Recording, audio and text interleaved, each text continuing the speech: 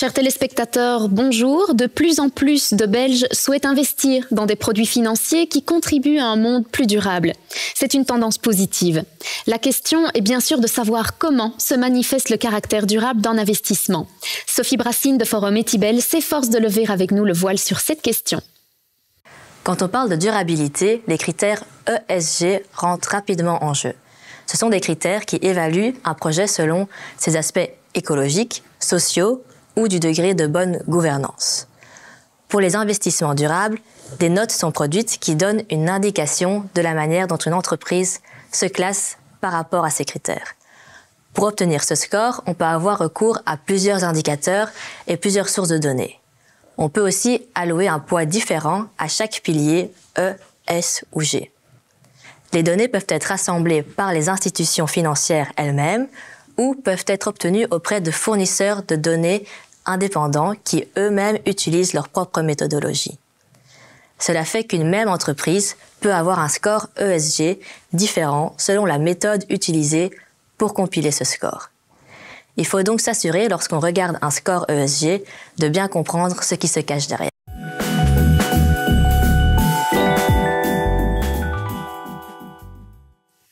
En effet, les données environnementales, sociales et de gouvernance, appelées données ou scores ESG, sont utilisées pour rendre compte des investissements durables et méritent questionnement.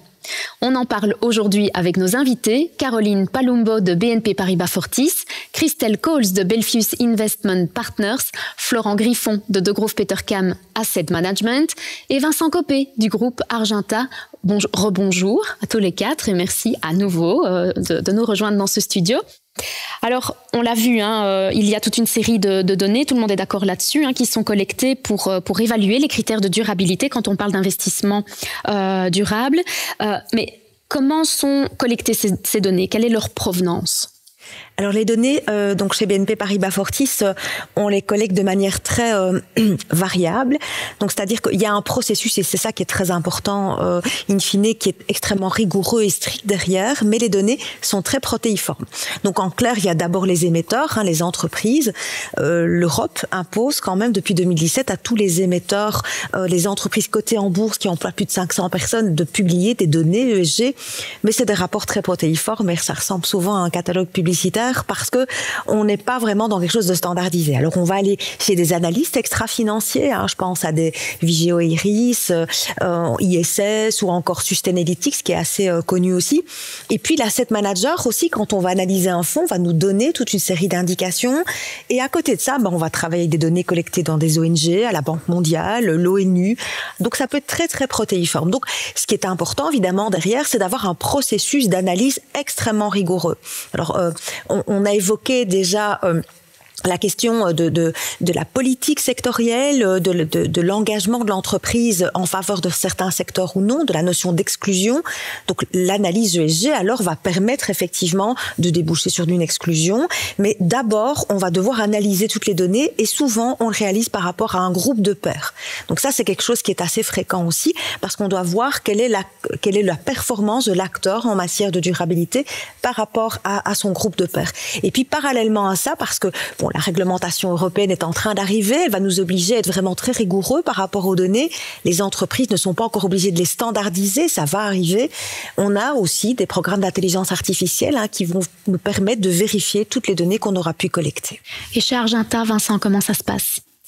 Eh bien, en fait, au niveau de la gestion des fonds d'Argenta, on va récolter nos données auprès de Moody's, qui est une société bien connue déjà pour ses notations de crédit et qui a récemment repris la société Vigeo Eiris. Et donc, nous avons opté clairement pour un fournisseur externe indépendant qui est surtout reconnu pour ses analyses qualitatives, approfondies et qui va pratiquer le système de la double matérialité. Donc en fait, la double matérialité, qu'est-ce que ça veut dire? Ça veut dire qu'on va considérer l'impact durable non seulement au niveau de l'entreprise, mais également au niveau de la société dans son ensemble. Pensons par exemple à l'impact environnemental et sociétal de l'empoisonnement des sols autour d'Anvers par la société 3M, c'était l'année dernière. Et donc, on va récolter les données à la fois au niveau de l'entreprise elle-même. On va donc envoyer un questionnaire. Enfin, les analyses de Moody's envoient un questionnaire détaillé aux entreprises et obtiennent des réponses sur des critères environnementaux, sociaux, de gouvernance.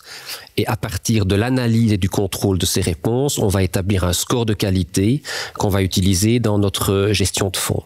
Et à côté de ça, on va utiliser des données qui également proviennent de l'ordre public, donc du monde public, comme par exemple une autorité publique qui commence une enquête sur un problème de gouvernance dans une entreprise.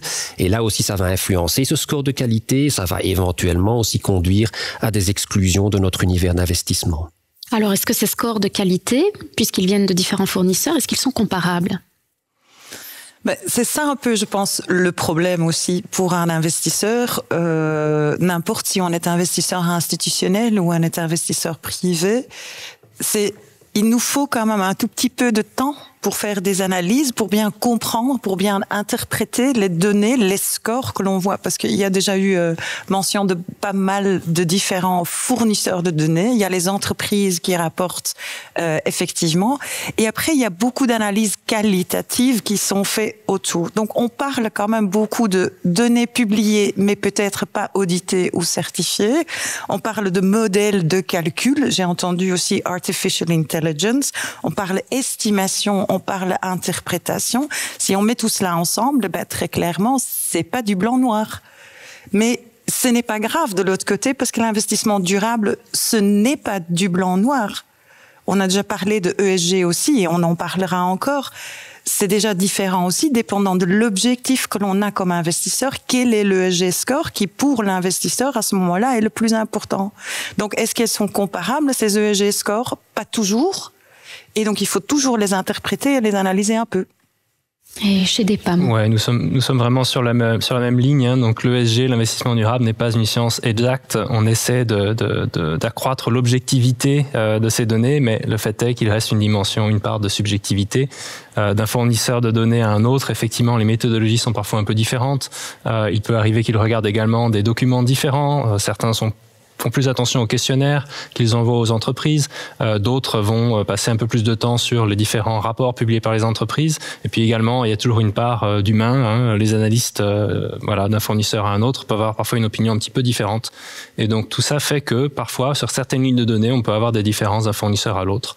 C'est pas sur toutes les lignes de données, mais ça existe. Donc c'est pour ça que c'est important justement de faire un peu la part des choses, d'avoir des analystes en interne, une capacité d'analyse pour aller un peu au-delà des données et faire le tri entre ce qui est vraiment pertinent et ce qui est peut-être un petit peu plus biaisé. Donc l'ESG n'est pas une science exacte. Mm-hmm. Il progresse. Ce que je comprends aussi, c'est que la diversité des scores ESG parmi les fournisseurs de données existants, c'est également une des raisons pour laquelle on va examiner aussi l'activité commerciale de l'entreprise.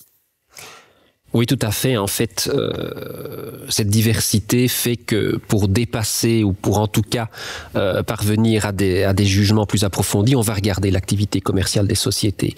Donc, qu'est-ce que ça veut dire? Ça veut dire qu'en fait, il n'est pas suffisant pour une entreprise d'obtenir un bon score de qualité ESG. Ce qu'on veut évidemment surtout, c'est promouvoir les activités durables positives, hein, que l'on parle des énergies renouvelables, que l'on parle de traitement de l'eau, que l'on parle des matériaux durables, etc. De l'autre côté aussi, on va pratiquer une politique d'exclusion assez stricte, où par exemple, on va exclure de notre côté les entreprises qui sont actives dans les énergies fossiles. Mais au-delà de toutes ces données que je vais qualifier plutôt techniques, je crois qu'un élément important aussi, c'est que l'engagement et la conviction des gestionnaires de fonds eux-mêmes est importante. Parce que finalement, la gestion d'actifs, c'est une affaire de personnes encore et toujours. Hein.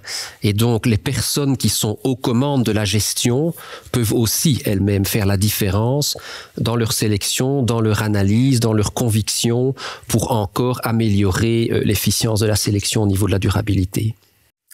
Est-ce qu'on peut établir une hiérarchie entre les piliers du développement durable? Est-ce qu'il y en a un qui va peser un peu plus dans l'évaluation? Donc je rappelle les piliers, le E, le S et le G.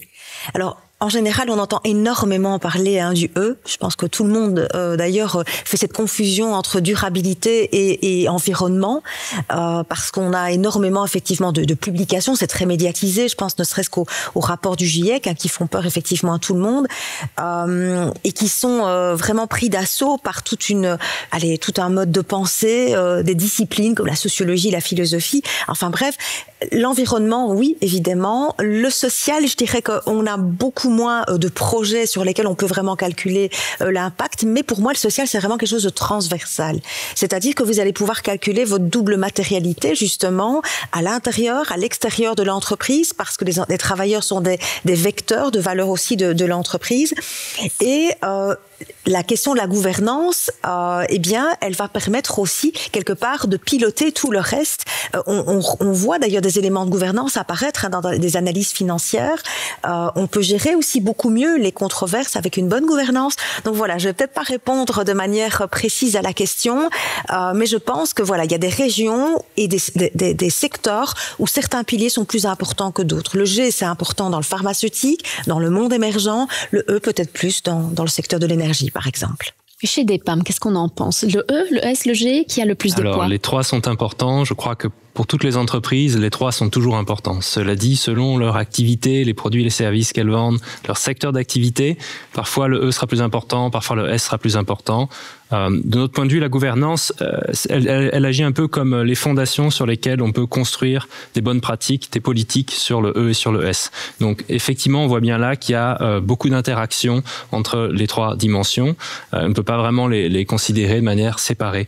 Donc, c'est vrai qu'on a beaucoup plus de données aujourd'hui sur le pilier environnemental. Ça permet effectivement de mettre en place des fonds, par exemple, à impact, qui mesurent l'impact, donc la performance vraiment environnementale du fonds. C'est plus difficile sur le pilier S social, et donc fatalement sur le pilier social en général on a un peu plus tendance à regarder les bonnes pratiques, les comportements, l'ambition des entreprises, un peu la performance mais un peu moins, simplement parce que les données commencent seulement à être disponibles. Donc voilà, mais au total, je pense que les trois piliers sont importants, interconnectés, et effectivement, il importe de regarder un peu plus un pilier ou un peu plus un autre selon l'entreprise, selon son activité. Chez Belfius aussi, vous pensez que la hiérarchie, elle est pas possible à établir? Oui, je crains que je ne vais pas être très originale à ce niveau-là, parce qu'effectivement, pour moi, il n'y a pas de hiérarchie, parce que quand on regarde E, S et G, donc le G, ça c'est clair, c'est la gouvernance. La gouvernance, elle est importante. Elle est importante pourquoi? Pour le bien-être à long terme d'une entreprise et pour lutter, entre autres, contre la corruption, par exemple. Et si les entreprises sont dotées de bons processus, de structures solides, ces entreprises-là démontrent souvent une meilleure résilience aussi contre des circonstances inattendues. Alors si on regarde le S, c'est autre chose, parce que le S, pour moi, il est extrêmement important, parce que c'est la société, c'est le tout, c'est le humain, c'est le facteur qui est important pour tout, en fait, dans la vie. Donc, bien sûr, il est important, c'est l'égalité de traitement d'employés, c'est la prise en charge de la communauté dans laquelle une entreprise opère, par exemple, et bien plus encore. Et donc, c'est clair que si on n'y fait pas attention à ces éléments, une entreprise n'a aucune chance de survivre sur le long terme. Et après le E, ça vient d'être dit, très médiatisé, plus concret, plus facile à mesurer l'impact. Les données sont plus souvent disponibles et tout le monde connaît bien évidemment climate change, tout le monde connaît le global warming. Donc ça reste effectivement un objectif qui est incroyablement important à aujourd'hui. Mais pour moi, pas nécessairement plus important que les autres. Donc pour moi, très clairement, si on fait du E sans le S et le G, ou du S sans le E et le G, ça ne fonctionnera pas. C'est ESG ensemble pour la bonne vie et la vie à long terme. Ce que je retiendrai, c'est que comme une chaise tient en équilibre sur ses 4 pieds, l'investissement durable tient son équilibre avec ces 3 piliers. Merci à tous pour tous ces éclairages et merci également à nos téléspectateurs de nous avoir suivis. On se retrouve dans un prochain épisode où nous examinerons de plus près le reporting et l'évaluation des investissements durables et la manière dont le risque de greenwashing est contenu. Merci encore de nous avoir suivis et à la semaine prochaine.